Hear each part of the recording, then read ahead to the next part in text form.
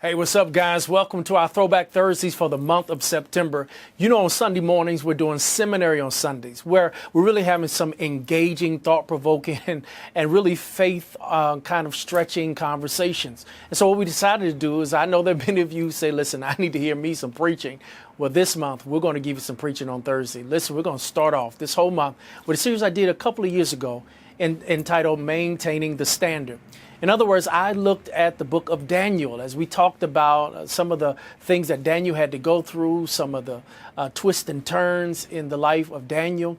And so we're going to spend time this month sharing from that series. Matter of fact, today's Throwback is going to be a sermon that started that series, Don't Compromise. I believe in this season now, that's what we mainly have to do, is we can't compromise. We can't compromise in our faith, our convictions, that we got to be courageous believers. Listen, I believe this word is going to be a blessing to you. Let's jump right into it. God bless you.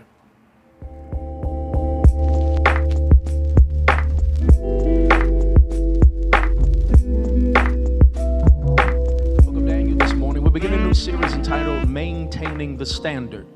How to stay godly in ungodly environments. How do you know that sometimes God is calling us to still be faithful even when other people around us are faithless?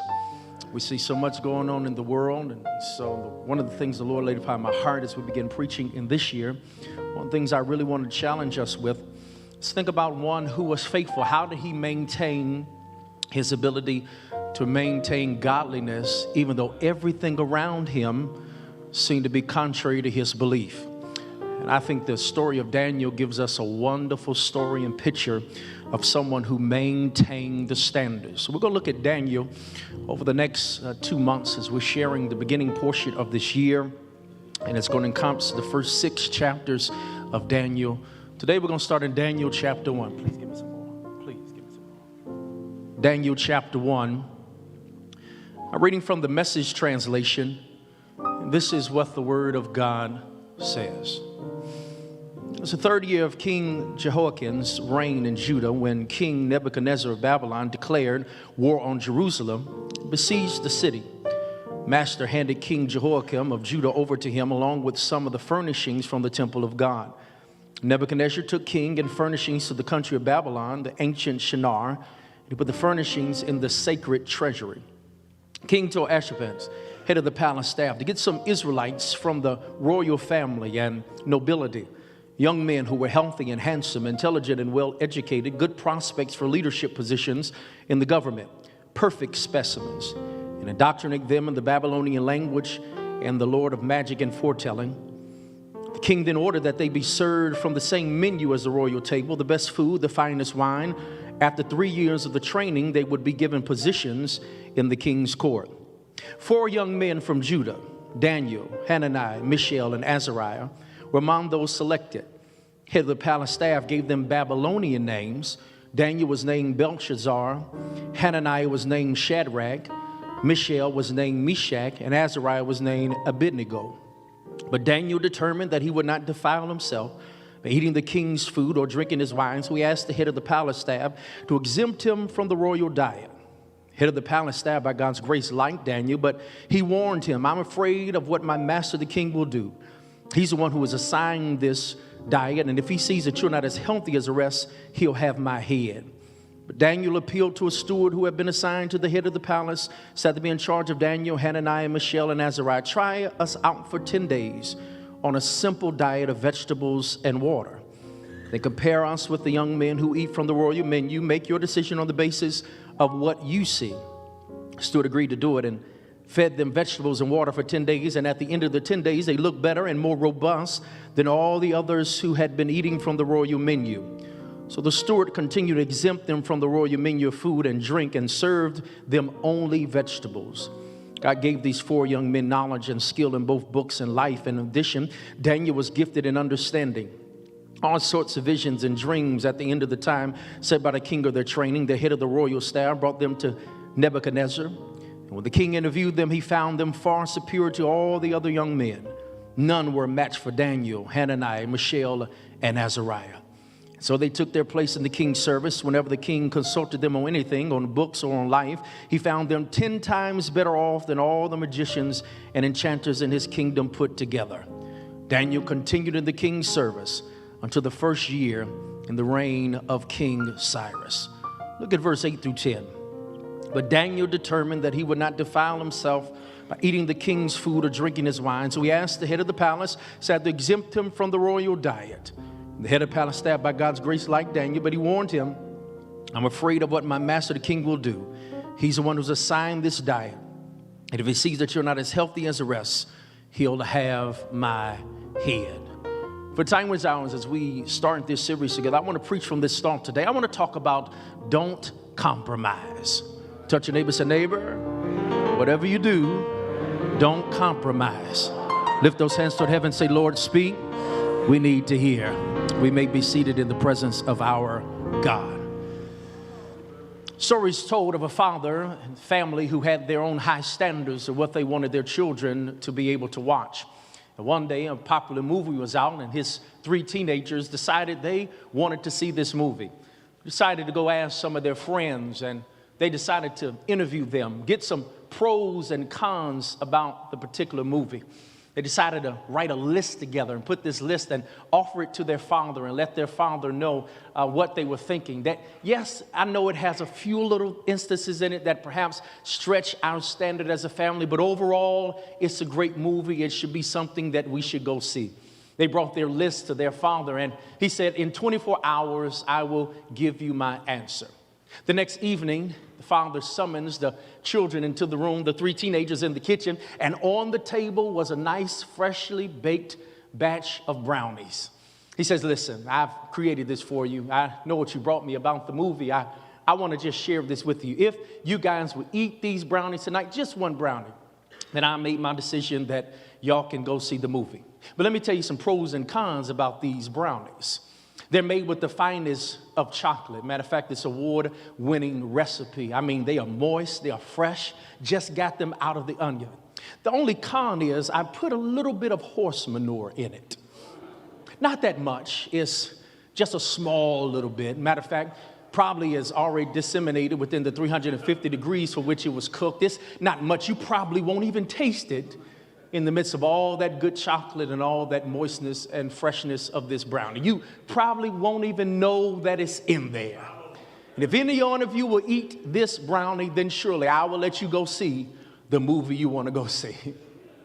As you can understand, these teenagers did not eat the brownies, and they understood what the father was trying to say. Just because it may seem like everything's cool a little bit can spoil the batch. I wonder how many times as we look over life have we made those same decisions. Let's be honest, in our aim to be successful, we finally make a decision. We finally get the promotion we wanted, only to find out we're being pushed in a way that kind of makes us feel uncomfortable. Here you are, you finally have got the friends that you were just thinking, I finally am sitting at the cool table with the cool kids, and now they're asking you to do some things that don't make you feel real comfortable, and you're having to make a decision. Do I want to stick in? Do I want to be the cool one? Am I going to make sure that everything is right? Or am I going to stick to my guns? Am I going to have my stance? I mean, nobody really is going to know. I mean, who's going to be the wiser? Everybody else is doing it. Will it really make a difference? And my brothers and sisters, let's be honest, all of us face them every single day on your job, in school, and different things. And if we're not careful, we'll sell our soul for just a little bit of horse manure in some brownies. And what happens with that is that you don't think it's a big thing, but it does a long thing when it comes to how we view our God.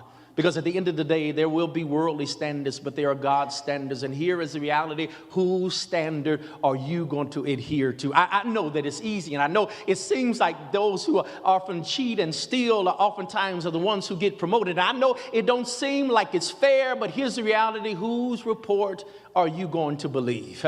As we get into the book of Daniel, that's what we're going to see. We're going to see a man that literally came into Babylonian captivity as a teenager. But here is the powerful thing about it, is that God uses him as a faithful witness to show that even in ungodly moments, when you're pushed to periods where people want you to not be who you're called to be, I'm here to tell you that Daniel shows us you can stay faithful and prosper at the same time. God can use you when you maintain your standards, and you won't miss out on anything. you can still get prominence, prestige, and prosperity, all because you chose to stick with God even when things got difficult. I wish I had somebody to help me on the first Sunday of this year, because I want to let you know we're all going to be tempted from time to time. But Daniel teaches us one of the powerful things we must maintain is that even when other people have no standard, we still have a standard from God. Let me tell you something, my brothers and sisters. I know in this day and age, it seems like we watered down Christianity. It seems that as if we're making up our own rules. Every time I seem to read and open up the newspaper, watch and peruse social media, or even look online, it seems like the lines keep getting withdrawn. And here to tell you the truth, my brothers and sisters, yes, God operates with grace, and I'm grateful for the grace of God, but grace is not a get-out-of-standard-free card. What it simply says is that when I seem to falter and don't do what I'm supposed to do, it is when grace picks me up. But God doesn't want you just to use grace as some cheap excuse to do what you want to do, but God wants grace to be the reason why I decide to color within the lines. Look at somebody and tell them, this year I'm not going to compromise. And when we begin to understand what that looks like, we can operate in the godly positions God has for us to be. That's what I want to share today, my brothers and sisters. This text in chapter 1, and as I said, the breakdown of Daniel happens in about two forms. Chapters 1 through 6 gives the story of Daniel, the life of Daniel. It gives some amazing narratives. We're going to talk about Daniel, not just here as we see what is called the Daniel fast, but we also notice how his three friends, Hananiah, Mishael, and Azariah, you know them, Shadrach, Meshach, and Abednego, how they survived the fiery furnace. You know Daniel's story, how he was able to live in a lion's den. And so the first part of Daniel deals with the story of Daniel. But the last part of Daniel, chapters 7 through 12, deals with what is considered the revelations of Daniel, the apocalyptic language of Daniel. Daniel, in essence, is the revelations of Old Testament. It shares with us the coming of the Messiah. We see things in Daniel that does not come to pass until the New Testament. And so Daniel is given a whole lot to us. But yet when we look at Daniel chapter 1, I think it's powerful because in this passage, it gives us the history. It gives us the foundation. If Daniel does not survive the test of chapter 1, there's no fiery furnace to survive. There's no lion's den to live through. If he does not survive chapter 1, we won't be talking about Daniel. Because it is in chapter 1, he comes over to Babylon, displaced from his family. Captivity has now happened because of the wrongness of the people. King Nebuchadnezzar of Babylon has now made King Joachim a vassal king, and now they've taken the best and the brightest from Israel, and now they've taken them from Judah, and now have transposed them into Babylon. And in our text today, my brothers and sisters, Daniel and his three friends, Hananiah, Mishael, and Azariah, they're now brought into the Babylonian place. They are now sitting amongst kings and royalties. And they have an opportunity, my brothers and sisters. They can either go all the way in. Here they are prisoners. They literally don't have lives of their own. But Daniel and his three friends decide we can't compromise. They got promotion. They on a good job. They're going to get a lot of benefits. They're going to assume a lot of prestige. I mean, they are literally in a dispossessed place, but yet they are still prospering. And yet they still make the decision, you can't give me no amount of money to turn against my God.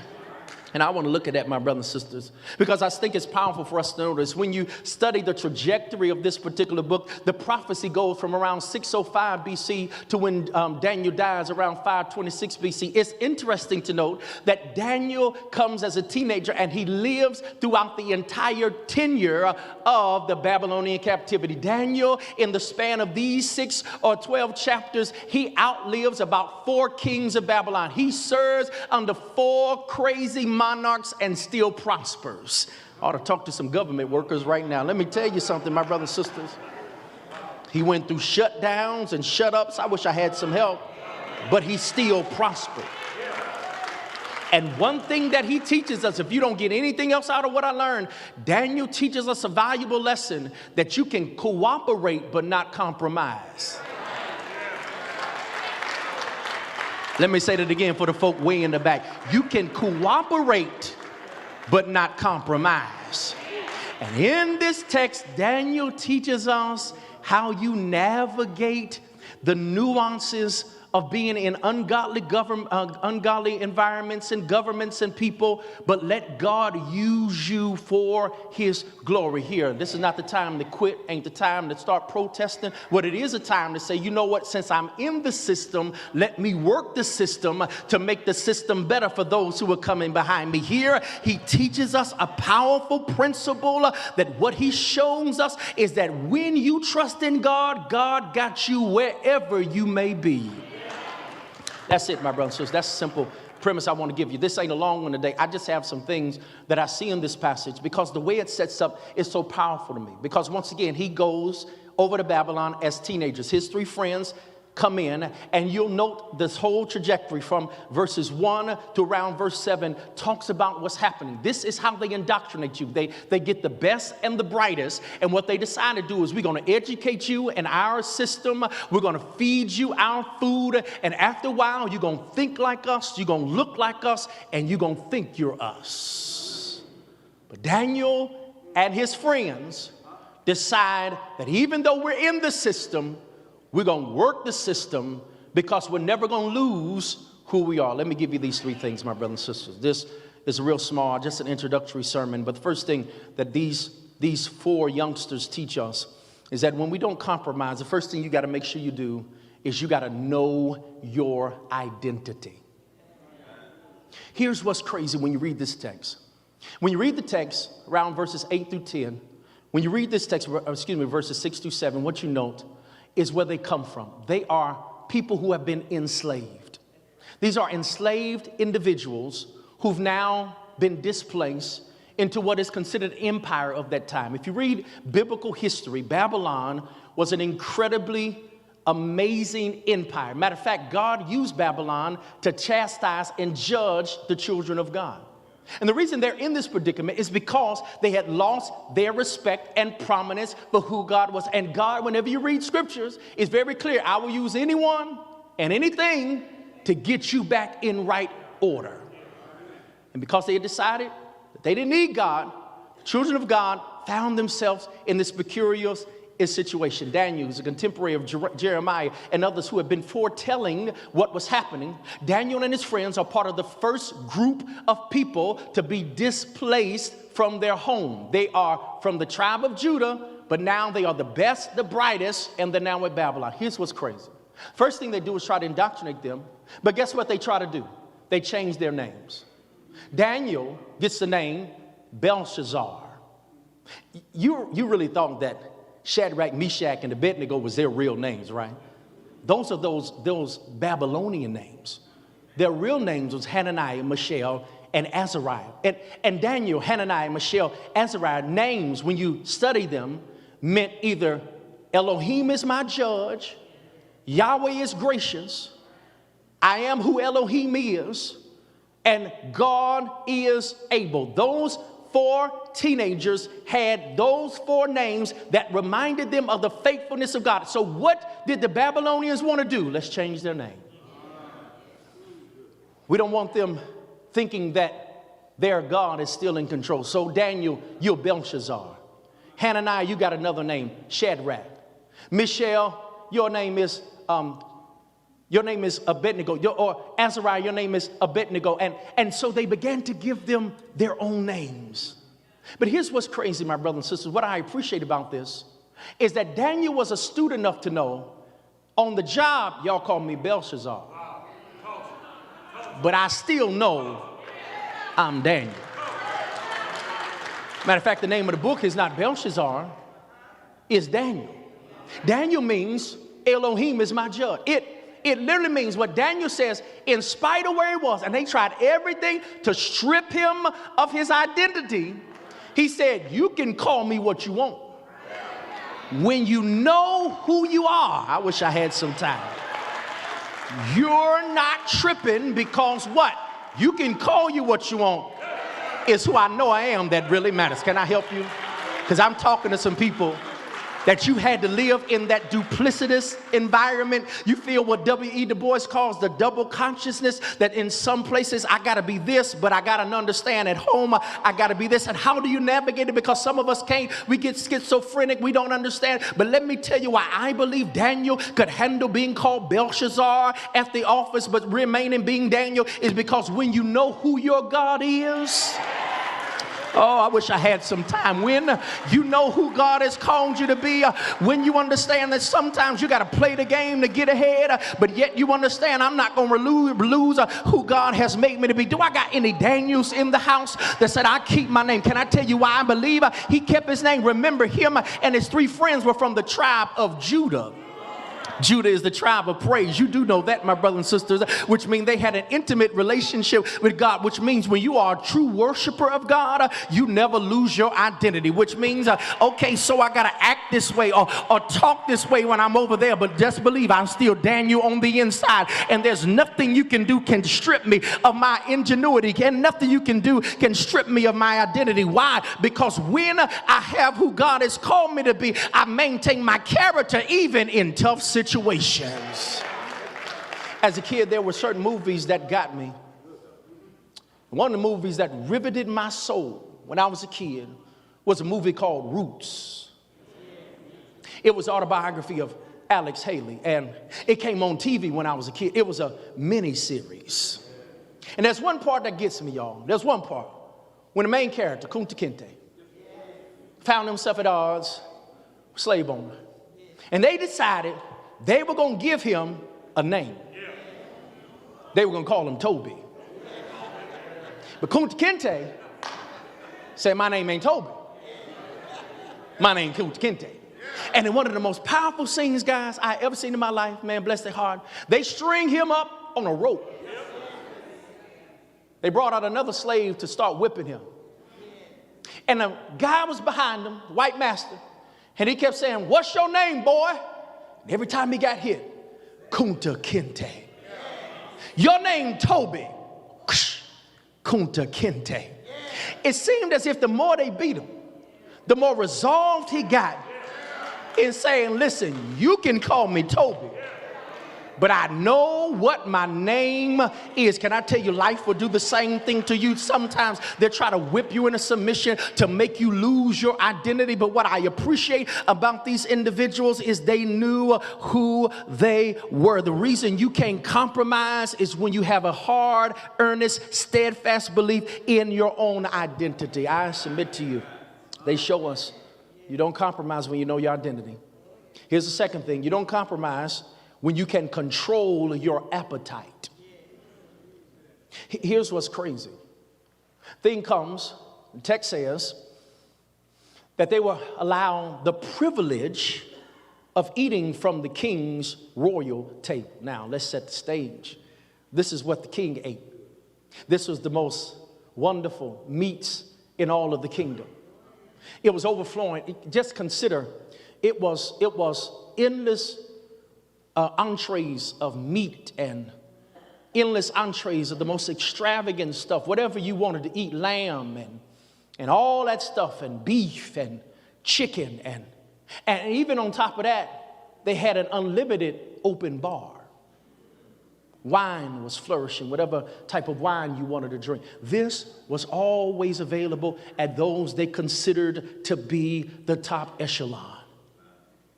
Anyone seeing that, especially if you're a slave that you just got from your home, you can imagine it pales, it just blows your mind in comparison for what they were eating before.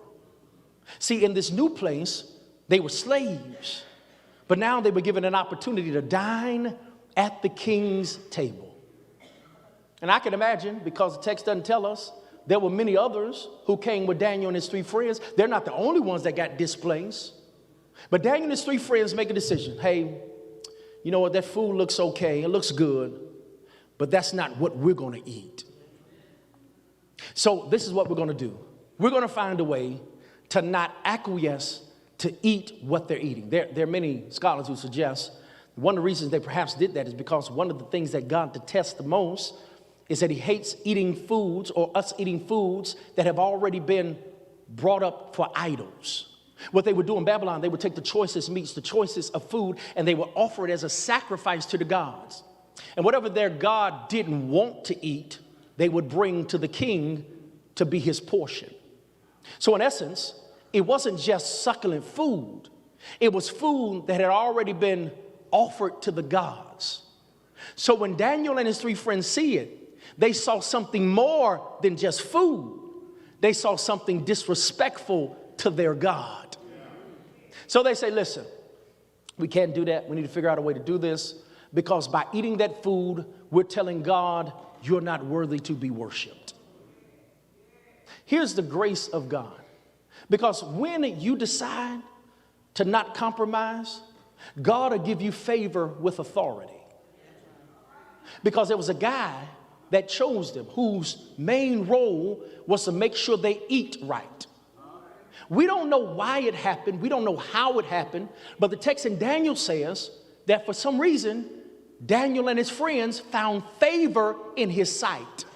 Come here, Joseph. Joseph will testify. Sometimes if you just stay with God, God will give you favor with some unlikely people.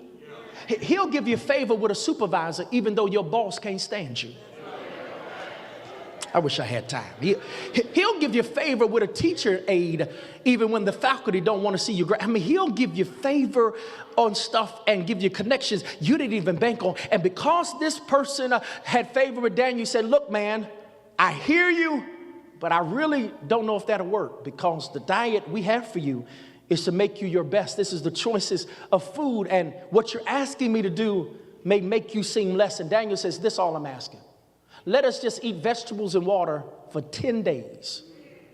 And after 10 days, check us versus the other guys. And after 10 days, if we look worse than them, we'll eat the food. But if we don't, and we end up looking better, will you let us stay on our diet? If I had time, 10 in the Bible is the number of testing. In other words, it wasn't just a test to the man, it was also Daniel's test to God. All right, God, I'm going to trust you in this moment. I'm going to do what you tell me to do. Now it's up to you to make this thing work out for my good. See, when you got enough faith in God, you start putting God to the test. You say, look here, God, I decided to trust you. I decided not to acquiesce to other people's requests. I decided to make sure that I control my appetite. Now it's up to you, God. After 10 days, they're going to come check me. And if I don't look like I'm supposed to look, you are forcing me to do something I don't want to do. And let me tell you something. How many of you know God is always up to the test? Whenever you decide to test God, come here, Malachi 3. Who want to test God? Will you test me in this? When you learn how to operate in God's statutes, his regulations, and his commands, God will always do the same thing. And after 10 days, guess what happened? When he came back and looked at them, even though they only been eating vegetables and water, their face was fuller, their skin was plumper. They looked better on their vegetables and water than what the other people looked at eating their royal food. In other words, God came through when they learned how to push some stuff away. When you learn how to sacrifice and say, you know what, even though stuff might seem better, God, I choose you over that. God said, I will always take care of you. I wish I had somebody in the house that can look over some moments in your life when you said, God, I'm going to choose you. Now it's up to you, God. I'm going to try your way. Now I need you to step up. I ought to have some people in here that have decided to make holiness your way of life, and you decided, you know what, I'm not going to let my appetite control me. I'm going to control my appetite. And when you do that, watch what God does, because a slight misstep or a slight miscalculation can cause you missing out on everything. It was February 2003. NASA hit another major bump. They've not had another tragedy since the Challenger in 1986, but this was up there. The Columbia Shuttle explosion. 7 crew people lost their life. And when they did some research on it, they come to find out that it could have been avoided. They had 113 other launches before this one, and they went relatively smooth. But on each of those, there was an anomaly that kept happening. That as the shuttles went into the space, there was a portion of of the carriers of the shuttles that would break off every single time. And it got to the point where it was so frequent, they called it the floating foam phenomenon. Just a little piece of foam would fall off, hit something, and every time, nothing happened. So after 113 times, they just assumed this is the anomaly. It's just going to happen. I mean, we can't stop it. It just is what it is. And so they chose to ignore it because it just kept happening. It happened every time they launched the space shuttle, and every time the shuttle went up and the shuttle came down. They just assume that this little particle is not a big thing. It'll just go by. It ain't going to affect them. But in February 2003, what was a normal occurrence, an anomaly of floating foam, ended up causing the wreck of that Columbia shuttle. Something they had got comfortable with. Something they thought was not a big deal. Something they assumed was not going to hurt anybody ended up costing 7 people their lives. That's the danger of not controlling your appetite. Is that sometimes our palate gets so numb that we don't understand how much it really is harming us. And here's the crazy thing about your appetite. It may not hurt you today. It may not hurt you tomorrow. It may not hurt you next week. It may not hurt you next month. But keep eating the wrong thing. Keep dieting on the wrong thing. Keep letting the wrong something get in your system. Help me, Holy Ghost. Next time you go see the doctor and they tell you, I feel good. Well, how do you really feel? Because according to our tests, there's some clogged arteries. There's some things that perhaps if you just would have changed your appetite. Don't compromise. Know your identity. Don't compromise. Control your appetite. Here's the third thing. When you don't compromise, you trust your capacity. Verse 17 to 21 is an amazing ending for chapter 1. And it is here where we see the favor of God. That in their quest to honor God, God honors them. You should read verse 17 to 21. I was literally going to try to make it its own sermon. It's that powerful to me. Because in it, it shows us how God prospers them at the conclusion of chapter 1. 4 ways he prospers them: physically, mentally, emotionally, and educationally. Text says that after 3 years, watch this, they go to the same universities that the other people have to go to. They just got in there. This is their first time on the scene in this educational system. But they don't just pass. They don't just get C's. They get A+. And the text says they end up coming out on top compared to everybody else. When King Nebuchadnezzar has an opportunity to interview them, he finds out they are 10 times better than the rest of them. You'll notice that word 10 happens a lot in this. 10 times greater than his best magicians, enchanters. Those who were considered the best of Babylon couldn't touch Daniel, Hananiah, Azariah, and Mishael. Couldn't touch them with a 10-foot pole. When they trusted God, God gave them supernatural ability to achieve.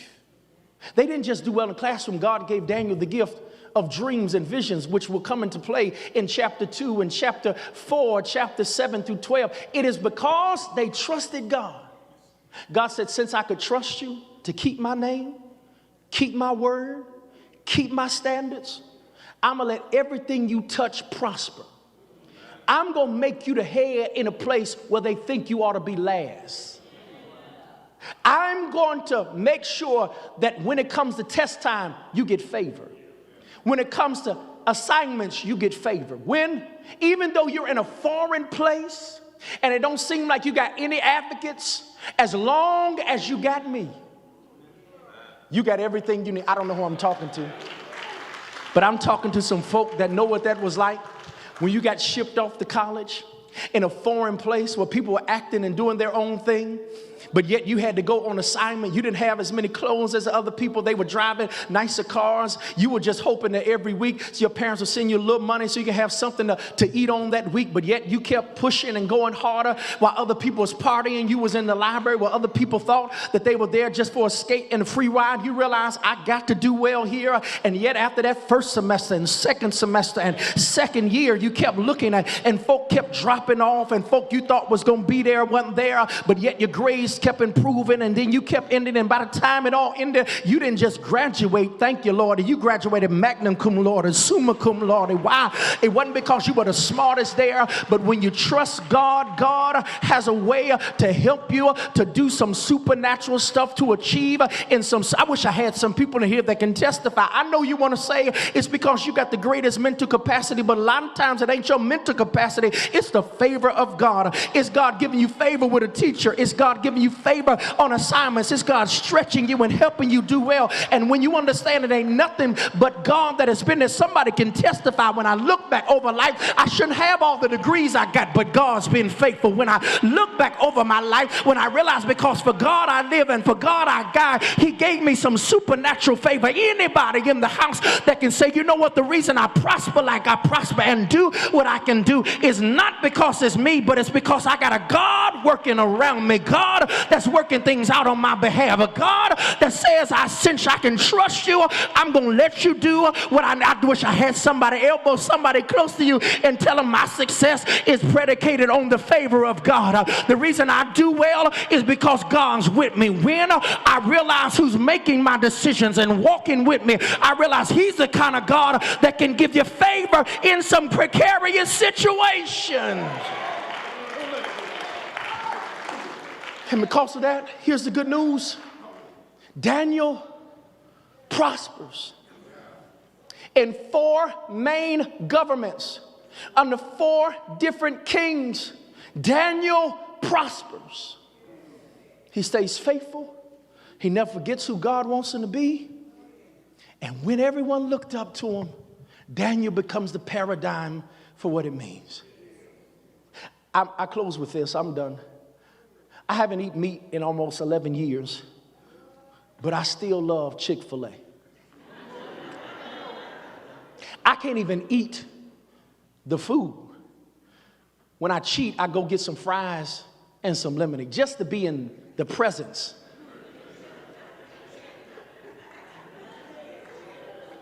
I know y'all take Chick-fil-A for granted, but Chick-fil-A is an amazing testimony to how when you put God first, God will favor you. My first home in College Park, Georgia, the first one I bought when I was 22 years of age, happened to be around the corner from the first Chick-fil-A, which is called the Shuttle House. Don't die and go to heaven without going to the Shuttle House. The Dwarf House, I'm sorry, it's the Dwarf House. Oh, they got peach pies and apple stuff you can't get at a regular Chick-fil-A, they got at the Dwarf House. But you're asking, Pastor, why? And here's my thing. Here's why. Regardless of how good the food tastes, and it's good. Do you realize the favor that's upon Chick-fil-A? They only work 6 days out of the week. They made a decision to not work on Sunday, the Lord's Day. They have half of the locations of Kentucky Fried Chicken, which is their largest competitor in the chicken market. But even though they got less than half of the locations of Kentucky Fried Chicken, which can't be called Kentucky Fried Chicken because that ain't real chicken, so it's KFC, only worked 6 out of 7 days, they more than tripled their profits than KFC. Oh, you think that's something? Matter of fact, they have a greater revenue than all the pizza chains together. Y'all ain't helping me here. And all they do is make chicken sandwiches.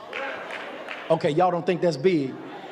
I think that's incredible, which shows all of us, whether you like their theology or not, when you put God first.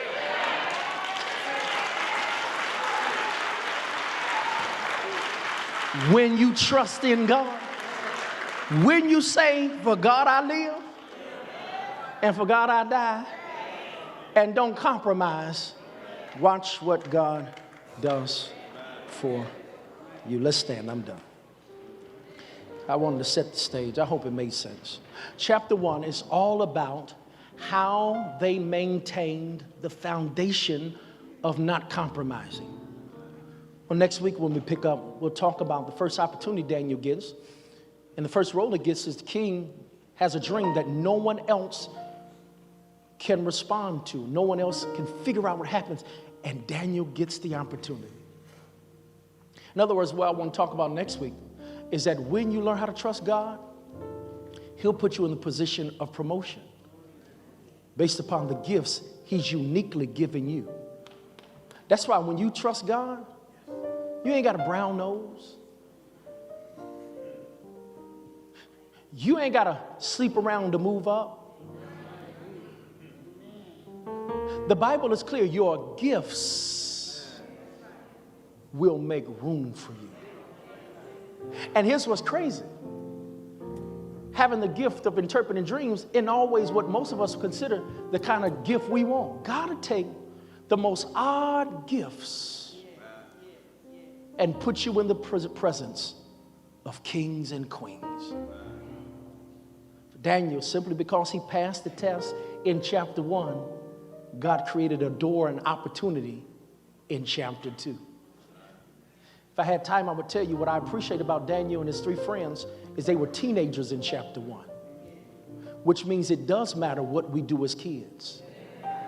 It does matter how we teach our young people to make the right decisions. The Bible is clear, train up a child in the way they should go, and when they get older, because if we don't teach them the principles at youth, how do you expect them to keep it when they get older? If I had time, a whole nother angle, and this stayed on my desk. That's why a lot of times the sermons you get are not even half of the study preparation. Is I always make the argument in this in my study. I was thinking to myself, Daniel, his 3 friends could make the decisions they made in Babylon because of what they learned in Judah. What you see in Daniel, Hananiah, Mishael, and Azariah is from the parents who taught them growing up how to keep God first. That's why we're in a crisis with the next generation, is because we haven't taken the time to teach them the importance of keeping God first. We're the only culture that give our children opportunities to try to explore when it comes to their fidelity to our God. When I was growing up, I ain't had no choice. You going to church. There wasn't no choice. Now I want them to just grow and just explore. Okay, do that if you want to. And then we wonder why when they get older, there was no foundation. It's our job. The word teacher in Hebrew is the same root word for parent. Because in essence, they believe the first teacher is the parent. You set the trajectory. The Bible is clear. Children are like arrows in our hands. You determine the aptitude, the altitude, and the attitude that they have. And after all the training you've done and they go away, hey, you've done your part. And I've learned this. Listen, we can get wayward, but once you got a strong foundation, you will always come back. Maybe it's me. God has a strange way. I don't know, maybe I'm here and I'm done. God has a strange way of turning things around to force you back to him. Because we can get out there. Let's be honest. I wish I had some real people at 7:15. This is wrong sermon, wrong crowd. Y'all always been saved.